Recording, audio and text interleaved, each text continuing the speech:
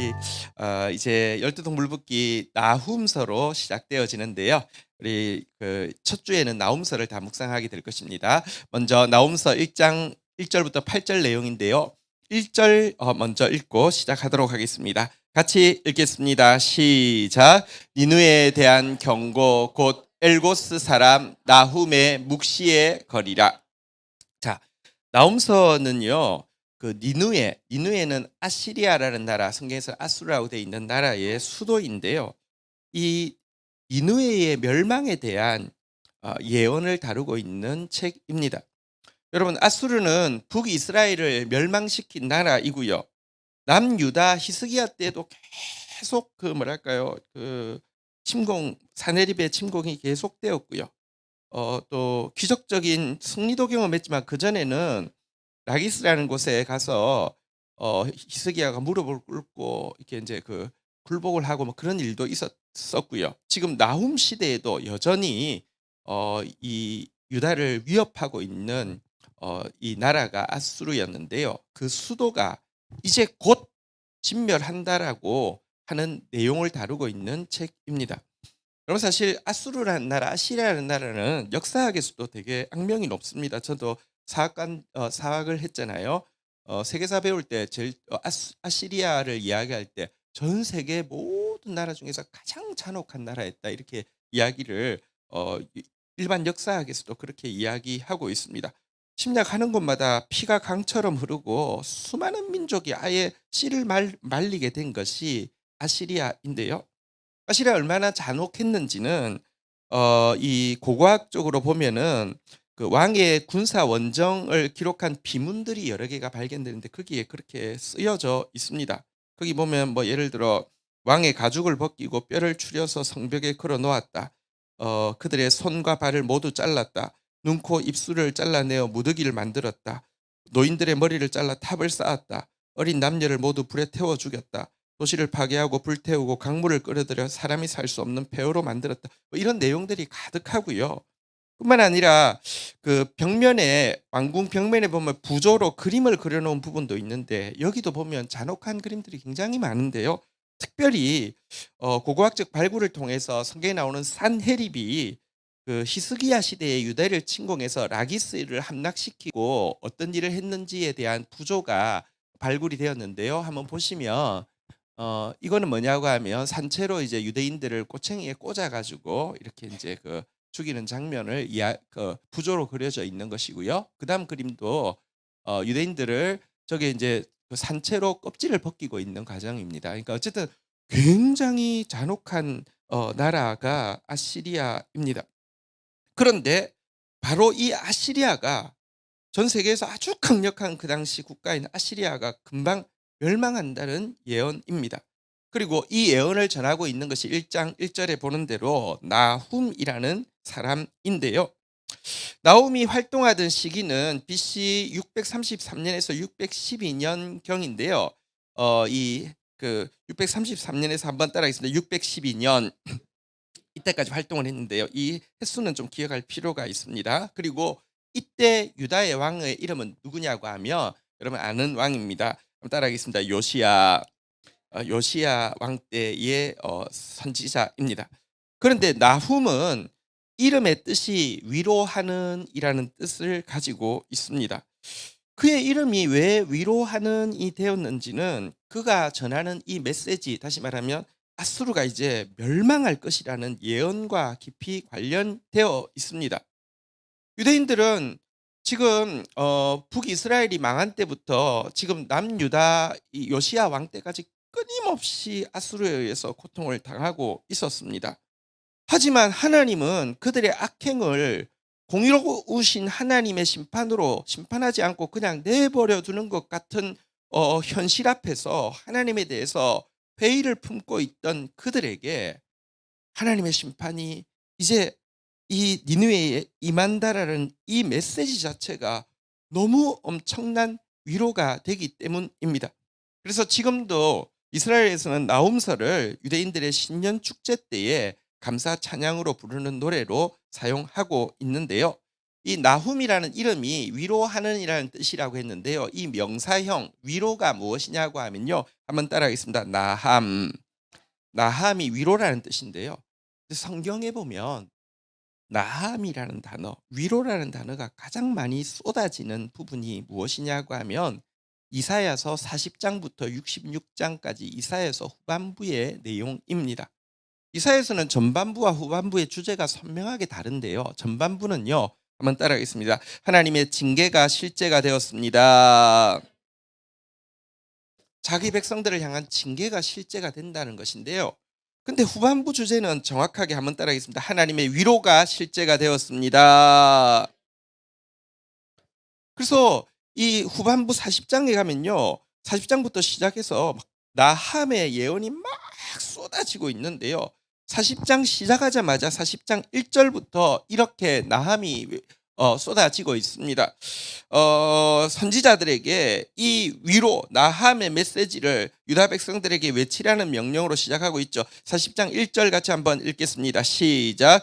너희의 하나님이 이르시되 너희는 위로하라 내 백성을 위로하라. 2절 제가 읽겠습니다. 너희는 예루살렘의 마음에 닿도록 말하며 그것에게 외치라. 그 노역의 때가 끝났고 그 죄악이 사함받았느니라. 그의 모든 죄로 말미암아 여호와의 손에서 벌을 배나 받았느니라 할지니라 하시니라.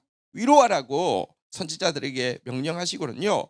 또 하늘과 땅 산들을 향해서도 유다 백성들을 위로하라고 외치고 있습니다. 이사야서 49장 13절에 보면요. 이렇게 말씀합니다. 하늘이여 노래하라. 땅이여 기뻐하라. 산들이여 즐거이 노래하라. 여호와께서 그의 백성을 위로하셨은즉 그의 고난 당한 자들을 긍휼히 여기실 것이라 라고 하면서 산, 땅, 그 하늘도 위로하라고 이야기하고요.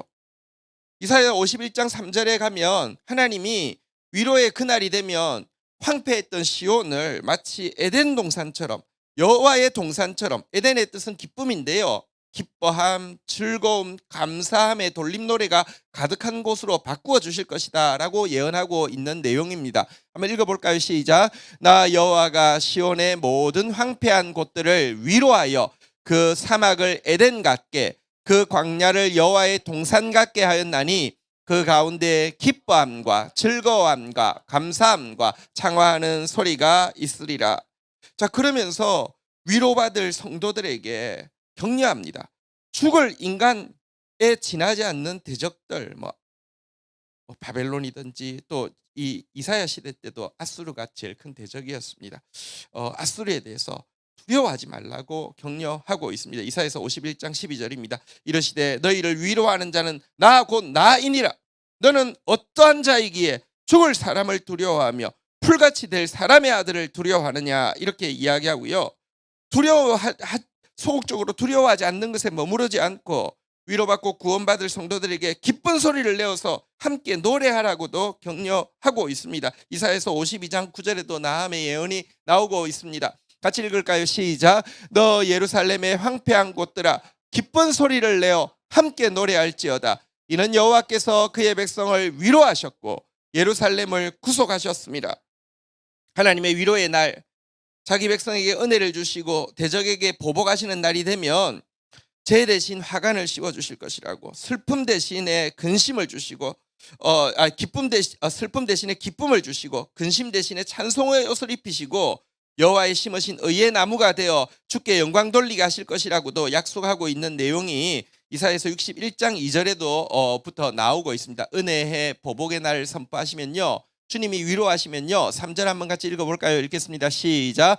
무려 시온에서 슬퍼하는 자에게 화관을 주어 그 죄를 대신하며 기쁨의 기름으로 그 슬픔을 대신하며 찬송의 옷으로 그 근심을 대신하시고 그들 이 의의 나무 곧 여호와께서 심으신 그 영광을 나타낼 자라 일컬음을 받게 하실 것입니다. 그리고 마지막으로 이사야서에 보면요, 하나님은 우리를 위로하시되 마치 어머니가 자식을 위로하는 것 같이 위로하실 것이다 라고 이야기하고 있습니다. 아버지가 자식을 위로할 수도 있는데요, 여러분, 어머니가 자식을 위로할 때 훨씬 더 섬세하고, 이렇게 아버지가 위로할 때 약간 그 앞에서 울기가 좀 그렇지만 어머니 앞에서는 괜찮잖아요, 그죠? 근데 그렇게 위로하셨어요. 우리의 모든 부분, 세잔했던 마음과 말랐던 뼈까지 소성시키실 것이라고 위로를 선포하고 있습니다. 이사야서 66장 13절부터 보면요. 어머니가 자식을 위로함 같이 내가 너희를 위로할 것인즉 너희가 예루살렘에서 위로를 받으리니 14절 너희가 이를 보고 마음이 기뻐서 너희 뼈가 연한 풀의 무성함 같으리라.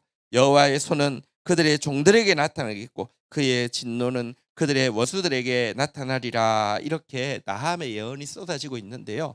사실 우리 이번 주제 찬양이 우리가 아까 불렀던 찬양 제목이 뭐냐고 하면 위로입니다. 그리고 왜 위로로 잡았냐고 하면 나훔서가 시작되었기 때문입니다. 저는 이 기간에 여러분 나훔의 역사가 나함의 역사가 이사야서에 쏟아지고 있는 나함의 예언들이 사랑하는 모든 성도들에게 임하고 올 한 해에 열매 맺게 될 것을 확신합니다. 2절 한번 같이 읽도록 하겠습니다. 자, 2절 읽겠습니다. 시작. 여호와는 질투하시며 보복하시는 하나님이시니라. 여호와는 보복하시며 진노하시되 자기를 거스르는 자에게 여호와는 보복하시며 자기를 대적하는 자에게 진노를 품으시며. 자, 이제 2절부터 8절이 남아 있는데요. 2절부터 8절은 알파벳 C입니다. 무슨 말이냐고 하면 알파벳 C는 알레벳 이렇게 쭉 시작이 그렇게 정해져 있기 때문에 외우게 하기 위한 것이고요. 이렇게 여기는 구체적으로 아수르의 심판을 이야기하지는 않지만 여호와의 사랑과 공의에 대한 신앙 고백을 먼저 개론적으로 이야기하고는 그 고백대로 하나님이 심판하실 자를 심판하시고 구원할 자를 구원할 거다는 것을 노랫말로 고백하고 있는 내용인데요. 먼저 여호와에 대해서요. 한번 따라하겠습니다. 질투하시며 보복하시는 하나님. 질투하시며 보복하시는 하나님이라고 소개합니다. 두 가지 뜻입니다. 자기 백성들을 향해서는요. 질투하신다는 것입니다. 연인이 사랑하는 사람이 있으면 질투하잖아요. 질투하지 않는다는 말은 사랑하지 않는다는 뜻이잖아요. 하나님은 성경에 보면 질투하시는 하나님이라고 계속 나오고요. 야고보서에 보면 우리를 질투하시기까지 사랑하신다는 말이 빈말인 줄로 생각하느냐? 아니라고 정말로 질투하신다라고 이야기하고 있습니다. 하나님 질투하시는 하나님이다라고 먼저 이야기했는데요. 사실 하나님이 우리를 질투할 만큼 사랑하기 때문에 우리가 범죄할 때는 대적들을 들어서라도 우리를 징계하시는 내용이 구약 성경에 가득 차 있습니다. 아까 이사야서 전반부가 징계가 실제가 되었습니다. 그런데 징계 이유가 뭘까요? 사랑하기 때문에, 질투하기 때문에. 그런데 하나님 질투하시는 하나님일 뿐 아니라 동시에 한번 따라하겠습니다. 보복하시는 하나님. 이 보복은 대적을 향한 것입니다. 여러분 하나님의 백성들을 이렇게 고통스럽게 하는 대적들에 대해서 하나님 보복하시는 하나님인데요. 사실 생각해 보면 구약 성경은 질투하는 하나님에 대한 내용이 많을까요? 보복하시는 하나님에 대한 내용이 많을까요? 질투하시는 하나님에 대한 내용이 많습니다. 자기 백성들의 죄에 대해서 지적하시고 책망하시고 징계하시는 내용들이 훨씬 많습니다. 그런데 여러분 이 나훔서에는요. 이제 질투하시는 하나님, 보복하시는 하나님이라고 해놓고 뒤에 보십시오. 보복하시며 진노하시되 보복하시며 진노를 품으시며 하면서 보복과 진노에 대해서 계속 나오고 있습니다. 나훔서는 우리를 향해서 이렇게 질투하실 만큼 징계하신다는 내용은 이제 없어지고요. 대적들에 대해서 이 니느웨에 대해서 아수르에 대해서 이제 보복하시고 진노하신다는 내용으로 가득 차 있음을 보게 됩니다. 여러분 이 하나님 때가 되면요. 하나님은 지금까지는 자기 백성들 먼저 징계하십니다. 우리가 더 중요하기 때문이죠. 하지만 때가 되면 대적들에 대해서 반드시 보복하시고 진노하는 공의의 하나님을 나타내실 것입니다. 그리고 그때가 임박했기에 우리에게 말씀을 주는 것입니다. 3절 한번 보도록 하겠습니다. 같이 읽겠습니다. 시작. 여호와는 노하기를 더디하시며 권능이 크시며 벌받을 자를 결코 내버려 두지 아니하십니다. 여기서도 이야기합니다. 한번 따라했습니다. 여호와는 노하기를 더디하시며. 사실 하나님은 보면 노하기를 더디하는 하나님이십니다. 성경 전체가 증언하고 있고요. 니느웨에 대해서도 이미 150년 전에 누구를 보내셨습니까? 요나를 보내서요. 회개를 명하셨고 잠시 회개하자 하나님이 징계를 미루셨습니다. 이 때문에 대적들은요. 하나님의 이 노하기를 더디하시는 것 앞에서 죄를 벌할 능력이 없다라고 조롱하기도 하고요. 성도들은요. 하나님은 공의를 시행할 마음이 없다라고 오해하고 상처받기도 합니다. 하지만 기억하십시오. 하나님은 노하기를 더디하는 하나님이시지만 때가 되면, 다시 말하면 당신의 인내의 시간표가 끝나고 나면요. 권능이 크셔서 벌받을 자를 결코 내버려 두지 아니하고 벌하시는 하나님이라는 것도 여러분 아셔야 됩니다. 하나님 지금 이제 니느웨를 벌하실 것이라는 것입니다. 그 후반부에 보면 이제 벌하실 때 하나님의 모습에 대해서 묘사하는 내용입니다. 여호와의 길은 이제 심판하기 위해서 오실 때요. 해오리 바람과 광풍이 불고요. 그가 지나가는 곳에는 이렇게 먼지 구름이 발 위에 티끌처럼 확 올라올 것이라는 것입니다. 아주 급하게 임하고 있는 모습을 보여주고 있습니다. 4절에도 이렇게 이야기하고 있습니다. 같이 한번 읽겠습니다. 시작. 그는 바다를 꾸짖어 그것을 말리시며 모든 강을 말리시나니 바산과 갈멜이 쇠하며 레바논의 꽃이 시드는도다. 여러분 바다를 꾸짖으시면 바다가 말라버리고요. 강도 말라버리고요. 바산과 갈멜 높은 산에 큰 나무들이 있는 것이죠. 레바논 들판에 꽃이 피는 것이죠. 나무도 꽃도 다 시들고 마르게 될 것이다. 이렇게 이야기하고 있는데요. 특별히 여기 바다를 꾸짖어 말리신다, 강을 말리신다, 무엇을 이야기하는지 아시겠죠? 어떤 사건을 이야기합니까? 바다를 말리시는 것은요, 홍해를 말리시는 것이죠. 여러분 강을 말리시는 것은요, 요단강을 말리시는 것이죠. 하나님께서요, 추격하는 이 애국 군대로부터 자기 백성을 보호하기 위해서 홍해를 가르시고 말리셨잖아요. 그리고 겁없이 들어오는 애굽의 군대를 수장시켜 버리셨잖아요. 뿐만 아니라 여러분 가나안에 진입할 때 마지막 장벽인 이 요단강이 지금은 굉장히 작지만 워낙 작지 않고요. 지금은 댐을 막아서 작아지기도 했고요. 또 특별히 그쪽은 철이 있습니다. 그래서 이 이제 늦은 비가 내리는 철은요. 지금도 가면 아주 막 그냥 강이 무시무시하게 흐르는데요. 여러분 그 강을 말리시고 가나안을 정복하기 위해서 들어가셨던 그 하나님을 노래하고 있음을 알게 됩니다. 사실 우리가 이 장면을 노래로 바꾸어서 부르는 노래가 시편 24편에 나오는 내용 문들아 머리 들으라 이 노래인데요. 사실은 이게 무슨 내용인지 이렇게 잘 모르는데요. 문들아 머리 들으라 들릴지어다 영원한 문들아 이 말은요. 영원한 관문인 요단강을 이야기합니다. 요단강은 머리를 들으라. 왜 머리를 듭니까? 여러분 강이 끊어지니까 하늘을 향해서 치솟아 올랐잖아요. 그렇죠? 왜 머리를 들라고 명령합니까? 영광의 왕이 들어가실 것이기 때문이다고. 영광의 왕이 누구시냐? 강하고 능하신 주시로다. 전쟁에 능하신 주시로다. 가나안을 정복하기 위해서 들어가시는 여호와의 이 심판의 권능에 대해서 노래하고 있는 노래가 바로 이 노래입니다. 어쨌든 이제 때가 되면 니느웨를 심판하기 위해서 지금 진입하신다라는 내용입니다. 5절도 한번 볼까요? 같이 읽겠습니다. 시작. 그로 말미암아 산들이 진동하며 작은 산들이 녹고 그 앞에서는 땅 곧 세계와 그 가운데 있는 모든 것들이 솟아오는도다. 여러분 그 높은 산도 진동하고 낮은 언덕도 녹아내리고 지구와 그 가운데 사는 세계의 모든 것이 뒤집어진다라고 이야기합니다. 당시 여러분 그 근동에서 심지어 아수르가 이집트까지 정복한 적이 있는데요. 그러니까 세계 제국이 무너지는 것은 세계가 막 요동했고요.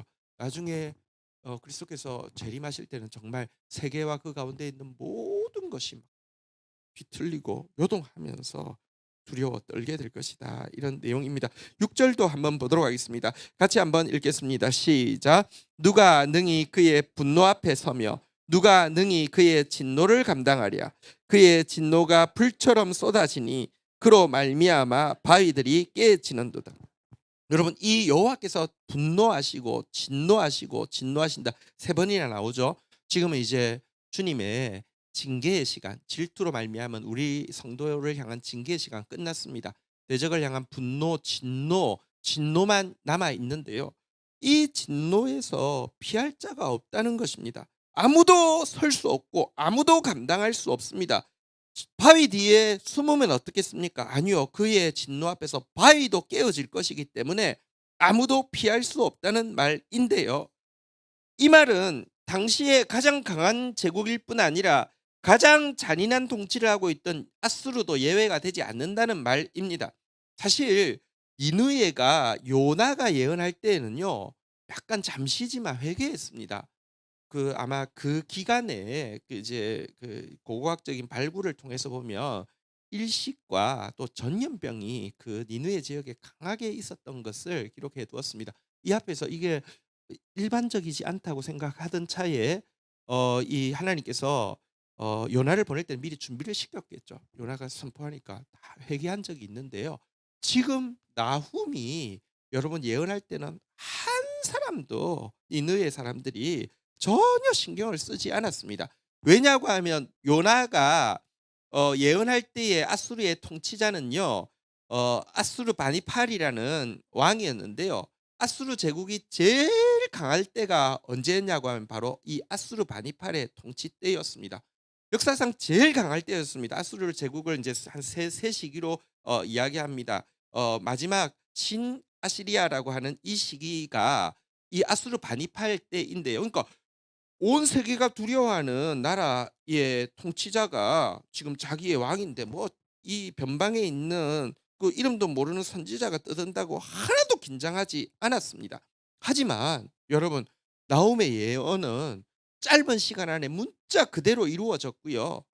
그래서 아시리아에 아무도 피할 수가 없었습니다. 아수르 바니팔이 죽고 그 두 아들한테 공동으로 통치하라고 한 시기에 곧바로 바벨론과 메대 연합군이 와서 아수르를 무너뜨리게 되는데요. 니느웨가 무너진 횟수가 언제일까요? 한번 따라하겠습니다. BC 612년. 아까 여러분 나훔이 예언을 마지막으로 한 때가 언제라고요? BC 612년입니다. 요시야가 죽은 해가 BC 609년입니다. 그러니까 요시야 살아 있을 때에, 그리고 나훔의 예언이 마치자마자 이 절대로 무너지지 않을 것 같은 이 아수르 니느웨는 무너져 버렸습니다. 하나님의 진노하시며 감당할 수 있는 사람이 아무도 없습니다. 7절 한번 읽도록 하겠습니다. 같이 읽겠습니다. 시작. 여호와는 선하시며 환난 날에 산성이시라. 그는 자기에게 피하는 자들을 아시느니라. 하지만 자기 백성들에게는요, 여호와는 선하신 분이십니다. 특별히 겸손하게 자기에게 피하는 자들에 대해서는요, 하나님이 사랑하십니다. 책임지십니다. 이건 누구를 이야기하냐고 하면 그 당시 유대 땅에서 이루어지고 있던 요시아의 마지막 불꽃과 같은 회개 운동, 성전 정화 운동, 말씀 부흥 운동을 이야기합니다. 여러분, 니느웨에서 여전히 고통당하고 있었지만 요시야 왕은요, 무엇 했습니까? 성전을 깨끗하게 했습니다. 성전을 깨끗하게 하다가 율법책을 발견하고는요, 그 말씀 가지고 더 강하게 회개 운동을 하고 있었습니다. 하나님께서는 이 모습 보시고 여호와는 선하셔서 그들에게 피할 곳이 자기에게 피하는 자들을 아시고, 왜 하나님께서 아수르에 대한 심판을 여러분 그때 요시야가 살아 있을 때에 보게 하셨느냐? 자기에게 피하는 그들을 아시고 그들을 위로하기 위해서 그렇게 하셨다는 것입니다. 그럼 사실 하나님의 백성이 제대로 회개하고 하나님의 백성이 제대로 말씀 붙잡는 것이야말로 하나님의 심판과 하나님의 구원을 촉진하는 최고의 매개가 된다는 것을 성경은 계속 이야기합니다. 여러분, 지금도 이 땅에 희망이 없다고 이야기하면서 악인이 많아서라고 이야기하면 안 됩니다. 희망이 진짜 없는 것은 의인이 적어서입니다. 지금도 이 땅에 희망이 있다고 이야기하는 것은 이 현실을 못 봐서가 아니라 진짜 말씀 앞에서 회개하는 사람, 정말 말씀 붙잡는 사람이 일어나면 하나님은 여전히 희망이 있다라고 이야기하십니다. 하나님은 선한 분이십니다. 하나님은 산성이십니다. 하나님은 자기에게 피하는 자를 알아주시는 분이십니다. 요시아의 이 회개 운동이 니느웨에 심판이 임하게 하고 하나님의 위로가 그들에게 임하게 하는 계기가 되었다는 걸 기억해야 될 것입니다. 마지막 8절입니다. 같이 한번 읽도록 하겠습니다. 시작. 그가 범람하는 물로 그곳을 진멸하시고 자기 대적들을 흑암으로 쫓아내시리라. 자, 니느웨에 대해서 물론 이제 8절까지는 그냥 하나님 어떻게 일하신다라는 것을 개론적으로 이야기했지만 이게 그대로 니느웨에게 이루어질 일이죠. 여기 보면 재밌는 표현인데 범람하는 물로 진멸시킨다 그랬는데 아까 여러분 그 왕의 그 아수르 왕들의 이 그 비문에 보면 대적의 나라를 쓸고 나면 어떻게 하냐고 불태우는 정도가 아니라 물을 끌어들여 가지고요 아예 수장을 시켜버리는 게 아수르가 많이 한 일이거든요. 근데 자기가 한 일대로 당할 것이다라고 이야기하고요. 그리고 흑암으로 쫓아내시리라 그랬는데요. 이게 어떤 말일까 했는데 사실 여러분 니느웨는 엄청난 그러니까 제국의 수도였기 때문에 엄청난 곳이었는데 니느웨가 그 이제 그 메디아하고 바벨론하고 연합군에 의해서 멸망하고 나서 얼마나 철저하게 파괴되었던지 그 존재가 니느웨라는 도시가 있었다라는 실존 자체가 한 2,500년 동안 완전히 흑암 속에 있었어요. 성경에만 니느웨라는 도시가 나오고 세계사에서는 고고학적으로는 니느웨가 없었기 때문에 도리어 이 니느웨라는 단어 자체가 성경이 틀렸다고 조롱하는 단어로 쓰일 정도로 니느웨라는 존재 자체는 완전히 사라졌어요. 그러다가 1847년 오스틴 헨리 레어드라는 영국 탐험가에 의해서 이 니느웨가 발굴이 되어지고 나서 하고 나서 2,500년 만에 실체가 드러나게 되었습니다. 2,500년 동안 완전히 흑암 속에 갇혀 있게 하셨습니다. 그들이 이스라엘을 괴롭힌 기간은 한 200년 정도 되지만 하나님은 2,000년 이상 그들을 흑암 속에 완전히 매장시켜 버리셨다. 이렇게 이야기하고 있습니다. 하나님 얼마나 두려운 분인지 모릅니다. 그리고 또 하나님이 때가 되면 질투하시던 하나님은 여러분 보복하십니다. 그 하나님이 우리의 소망이십니다. 우리 함께 자리에서 일어서시겠습니다. 우리 찬양하고 주님 앞에 기도하며 나가도록 하겠습니다.